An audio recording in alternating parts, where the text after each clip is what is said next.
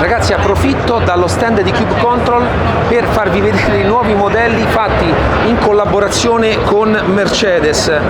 Ricalcano un pochino quelle che sono già le fattezze che ha utilizzato Cube Control in altri suoi prodotti, tutta la parte front cover in alluminio. In realtà adesso il processo che utilizza Cube Control per le fattezze delle lavorazioni in alluminio sono diverse da quelle che erano prima, che erano al CNC, invece adesso sono tutte stampe a iniezione e questo porta ad avere una leggerezza del prodotto veramente di alto livello. Le impugnature le sento un pochino più dure rispetto anche al Formula Pro che ho avuto per tanto tempo, però donano sempre un buon grip perché c'è sempre una piccola parte di morbidezza e anche la parte stilistica del funky switch è rimasta la stessa che riscontro anche nel Formula Pro, e idem per quanto riguarda il feedback che hanno i rotori. Naturalmente in questa parte è illuminata, ci sono i LED per la cambiata, i LED per il numero di giri ed è possibile tramite il loro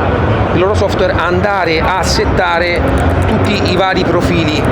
Il tipo di feedback in questo caso è molto diverso rispetto a quello che ho riscontrato fino ad oggi su altri prodotti della loro famiglia. Sono, come vedete, un pochino più rialzati i pulsanti, ma non hanno, anche appoggiandoci sopra il dito, non hanno un particolare gioco, sono molto pieni nella prima parte e poi si sente il click di azionamento. Molto bello. Naturalmente le lavorazioni anche nella parte delle cover cap dei pulsanti è sempre quella tipica di Cube Control e naturalmente in questo caso la scritta MG, venendo poi la linea un pochino dalla collaborazione con Mercedes. Molto bello, ma io andrei a vedere anche quello che credo sia il modello di punta di questa serie. Ragazzi, ancora più leggero, ha lavorazioni, io ancora non riesco a capire perché è carbonio ma ha delle lavorazioni molto particolari, cerco di farvelo vedere un pochino nel dettaglio. La Madonna! Mamma mia! Tutto fibra di carbonio quello che stai toccando. La parte dei LED con questo tipo di linea qua, ma naturalmente va visto da acceso. Il tipo di feedback in questo caso riscontro sempre quello tipico di Cube Control, anche se hanno cambiato rispetto ai modelli che provo io il tipo di lavorazione sulle manopoline. Questi sono rimasti praticamente identici.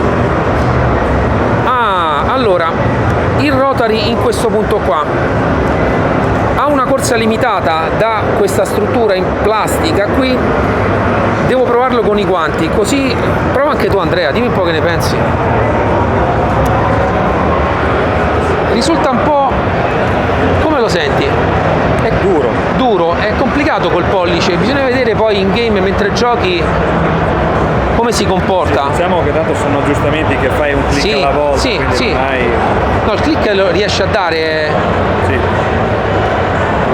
Bisogna farci che impugnatura molto snella, e anche in realtà naturalmente da un video è complicato farla vedere, non è completamente rotondo. Andrea, non spoilerare quello che è il finale, quello che avrà fatto nelle recensioni. Vedete il tipo di lavorazione, se guardate bene, che va ad accompagnare la mano, e in realtà dona una sensazione molto particolare alla guida, sempre di ottima comodità. E faccio anche una prova di livello torsionale, pure a livello torsionale sì, molto So much later that the old narrator got tired of waiting and they had to hire a new one. molto robusto, per quanto, se ce l'avete in mano ragazzi, penso che siamo sul chilo, se non con tutte le frizioni, ma forse anche qualcosa meno, ma molto bello. Ha naturalmente sempre i rotary che ormai Cube Control nelle sue serie un pochino più di alto livello monta in questa parte qua sul pollice, sono un po' piccolini. Anche qua Andrea, prova un po' un attimo tu, prova tenendolo impugnato. C'è da farci la mano, bisogna vedere poi con i guanti e poi poi arriviamo, voglio sentire il cambio. Ragazzi, io l'ho provato anche adesso per la prima volta perché non l'ho mai provato il Formula Pro, e subito in realtà, se ce l'avete tra le mani, percepite un cambio diverso rispetto ai modelli che fino ad oggi ho provato. La parte delle frizioni ha una corsa abbastanza lunga, però in linea questa su quel... Anche quella. Sì, anche questa si può naturalmente regolare, e in linea come sforzo con quella che c'era anche con il CSX2. Ah, un pochino più duro, più resistente. però tranquillamente nella posizione, non so se voi lo premete con due dita o con un dito solo, molto tranquillo. Ragazzi, naturalmente anche in questo caso AMG, la linea estetica è molto bella, sembra effettivamente un volante della Mercedes. Io parlo scusate se vi do le spalle, parlo con Andrea che ce l'ho qua, ma molto bello, ma soprattutto è la pesantezza. Andrea, risentilo, ma è pazzesco, cioè un volante così non te l'aspetti così leggero, contanto che ne ho provati vari, e anche la qualità che si percepisce proprio così, veramente bello. Ragazzi, spero adesso sicuramente porterò qualche cosa sul canale, e seguite con nuovi aggiornamenti qui dall'ADAC. Ciao!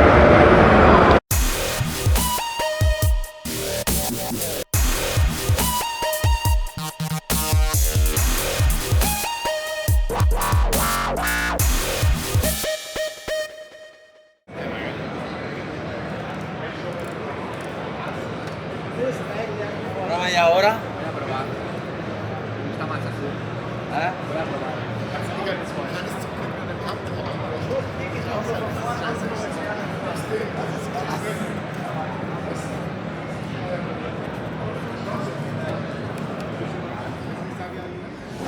Ragazzi, bentornati nel secondo appuntamento del viaggio nell'ADAC 2022, e nel secondo appuntamento non potevo che non parlarvi di Cube Control, un'azienda italiana che ormai da anni è conosciuta nel mondo del sim racing per i suoi volanti, e adesso sta espandendo i suoi orizzonti anche al mondo delle pedaliere. Visto il video che vi ho mandato all'inizio, voglio subito parlarvi dell'aspetto dei volanti. Cube Control ha iniziato una collaborazione con Mercedes, e questa l'ha portata a creare un volante per l'utilizzo reale all'interno di una vettura AMG. Questa collaborazione ha portato con sé anche la realizzazione di alcuni modelli a marchio AMG, e sono quelli che vi ho parlato nel video introduttivo. Naturalmente al momento non sono in commercio, hanno delle fattezze per mio gusto personale veramente molto particolari, veramente molto belle. Cube Control ha deciso di cambiare marcia rispetto a quello che era tutta la precedente line-up, utilizzando dei tipi di lavorazione di un livello più alto rispetto a quello che ci sono prima. Naturalmente ormai è già stato presentato l'F Pro, il CSX 3, già se ne è parlato, già si sono viste varie recensioni, ma uno dei volanti che oggi mi ha più stupito in realtà è il modello entry level. Allora ragazzi, entrerò più nel dettaglio naturalmente in una recensione più approfondita.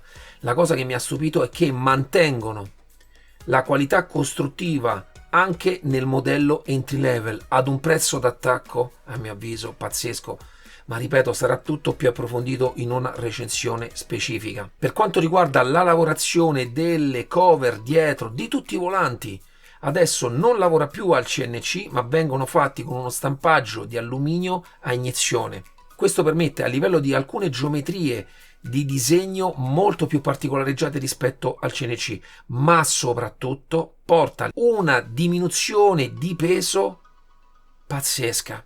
Tutti i volanti, anche compresi quelli dei doppi paddle, stanno intorno al chilo, alcuni anche meno del chilo, pur mantenendo una rigidità torsionale di altissimo livello, ed è la cosa che più mi ha stupito. Mi sono avvicinato anche al nuovo GTX 2, con una linea un po' particolare rispetto a quello che era il modello precedente. Ancora devo capirlo, perché esce un po' fuori dagli schemi di quello che è stato fino ad oggi Cube Control, di quello che è stato fino ad oggi anche il GTX come rappresentativa di linea, e quindi sinceramente ancora devo un po' fare l'occhio a quel tipo di design che a mio avviso si avvicina molto anche a un volante formula, però naturalmente bisogna vederlo poi nell'utilizzo, bisogna vedere il diametro, come poi uno si possa trovare a differenza magari di un normale volante formula. Mi sono avvicinato anche alla nuova linea di volanti GT che adesso presentano anche una linea LED, tutti hanno il loro connettore MagSafe con un tipo di connettore magnetico che accompagna tutta la line-up di Cube Control, ma naturalmente sono tutte cose che andranno poi specificate in recensioni un pochino più approfondite di tutti i vari prodotti. Ma diciamo che all'orizzonte ci sono tantissimi nuovi prodotti, ci sono tantissime nuove collaborazioni tra marchi sim racing e marchi del reale che portano sul mercato un livello di dettaglio, un livello di prodotto che mai prima si era visto nel mondo del sim racing. E poi ragazzi, la nuova pedaliera di Cube Control. Io spero durante la recensione di poter mostrare anche altre cose a cui ho avuto accesso un po' di tempo fa per farvi vedere qual è stato anche il percorso che poi ha portato al prodotto finale. Anche i pedali hanno un tipo di linea nelle colorazioni e nelle lavorazioni che ricordano moltissimo quello che è lo stile che ha Cube Control. E parlando proprio con Fabio e Massimo ci siamo un attimino confrontati su quelle che sono state le decisioni che hanno portato a determinate scelte tecniche. Io in realtà mi piacerebbe parlarvene anche qua del tipo di ammortizzatore che è stato utilizzato, del tipo di elastomeri e la tecnica per poterli sfruttare, perché ne abbiamo parlato con loro, però non è questa la sede per fare una recensione. Vorrei soltanto spiegarvi che sono state fatte delle scelte a mio avviso molto carine e un diverso approccio allo sfruttamento degli elastomeri che mi è molto piaciuto, proprio parlando sia con Fabio che con Massimo, e anche la scelta del tipo di damper che è stata fatta e tutto ciò che riguarda la parte elettronica. Naturalmente in quella pedaliera è possibile scegliere dei pad dove poggiare i piedi in totale alluminio per la versione GT, ma fanno anche una versione formula in totale carbonio, molto bella. Al momento sarà prodotta solamente in 2 pedali, ma molto probabilmente in futuro ci sarà anche la produzione del terzo pedale, la frizione. Naturalmente spero nel più breve tempo possibile potervela portare qui sul canale per poter entrare un po' più nel dettaglio di quelle che sono le specifiche tecnico ma soprattutto meccaniche, perché ci sono alcune chicche all'interno del progetto che mi piacerebbe discuterne con voi. Spero ragazzi che anche questa piccola finestra nel mondo Cube Control, nel mondo italiano, del mondo manifatturiero italiano vi abbia fatto piacere. Naturalmente ci vediamo al prossimo episodio. Ciao!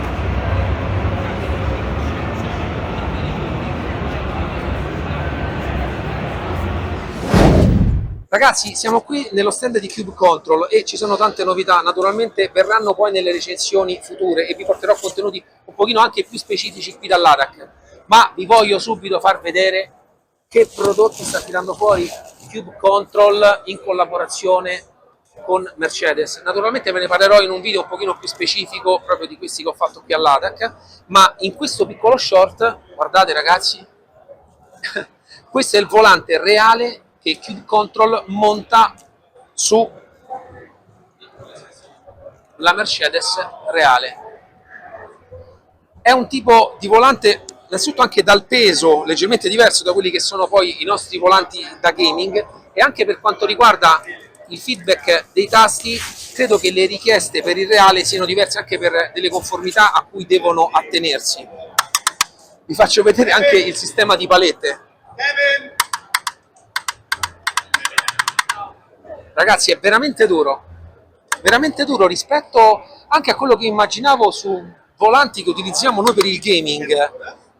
Il sistema naturalmente, come vedete, è sempre quello di Cube, è diversa la paletta. Guardate qui, naturalmente nel reale non c'è insonorizzazione, molto bello. Ragazzi, fatemi sapere che cosa ne pensate e ci vediamo per altri appuntamenti e video qui dall'ADAC. Ciao!